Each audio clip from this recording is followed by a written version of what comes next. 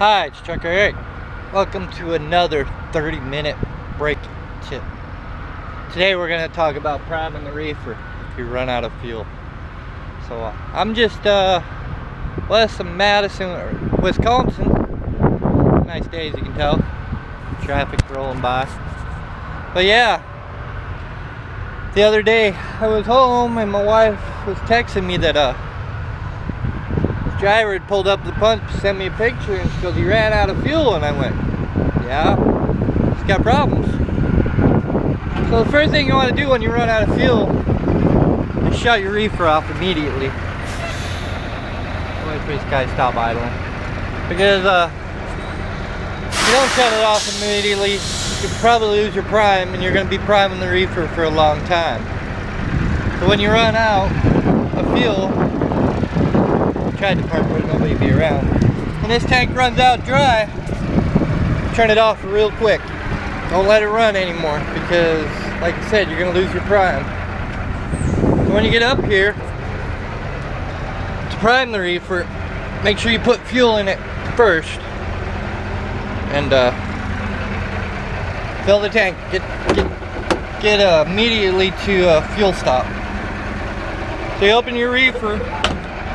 Right here's the front door, and there's a little clip back there. I'll show you the clip. You gotta lift it up and then open the reefer up.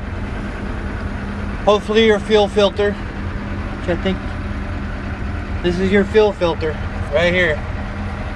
Hopefully your fuel filter still got fuel in it. I can't do this with it already primed, but I'm gonna try to show you.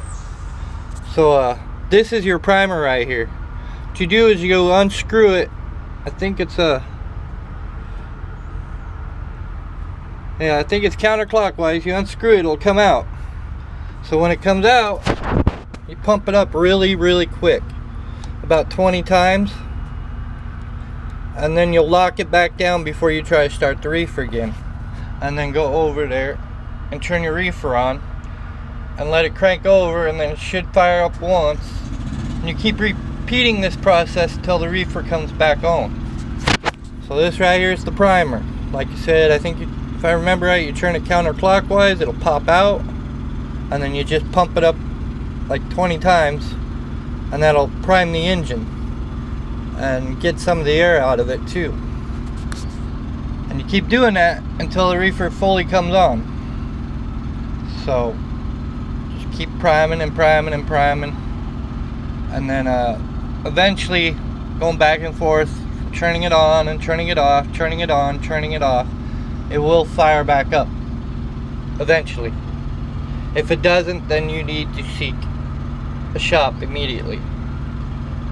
But like I said, because if you don't turn it off immediately when it runs out of fuel, you're going to end up taking this filter off, and you're going to have to go up to a pump and fill it up. You have to put fuel in it. Like me, I carry a siphoning hand pump, so I can pump it out of the reefer tank and put it in here. If you don't have an oil filter wrench like I do, you can use a leather belt to wrap around it, and you can pull it off. You know, all you gotta do is pull it this way, and then it'll come loose, and then you can go by hand. I think that's actually the oil filter. I can't remember where the fuel filter is. That's pretty hot. But yeah, that is how you prime the reefer unit. There is another special trick. Red airline hose. Have yourself a little open, not the tire chuck bit, but the open end with like an air gun, where you can just squeeze the handle and blow air. And then but yeah, like I said, this is your primer. Either screw counterclockwise or this way. I can't remember right offhand. I think it's counterclockwise. It'll pop out, and then you just pump it up. This is a Thermo King unit. I don't know where you can Google it to find where the primer is on the carriers. But this is the Thermo King's primer right here. I'm sure carrier has it somewhat in the same place, but on a Thermo King, you just gotta look for this. And like I said, make sure you immediately fill your tank up when you run out.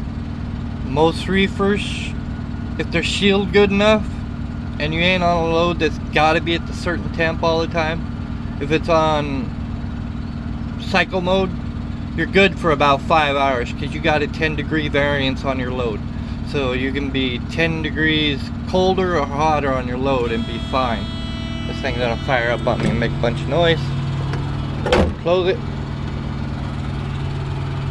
And but those loads that they gotta stay the same temperature on continuous, make sure you get that fuel in that reefer as fast as you can, because a lot of those loads got temp recorders in them, and you might get a load rejected because of that. It looks like my camera's dirty again.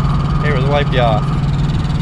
But yeah, the other trick is to, if you can't get it started, don't use ether. You can ruin a motor that way.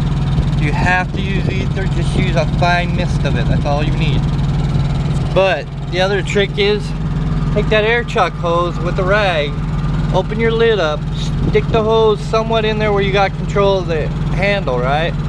Put a rag around that and fit it in there tight and blow air into the tank, because that air will blow the fuel up into the line enough, and just keep primering it. That's pretty much all you got to do to prime a reefer.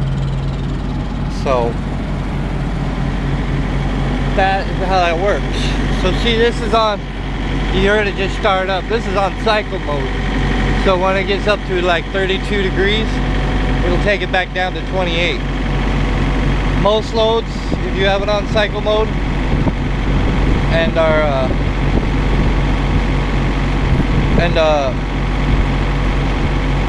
what was I gonna say? Forgot.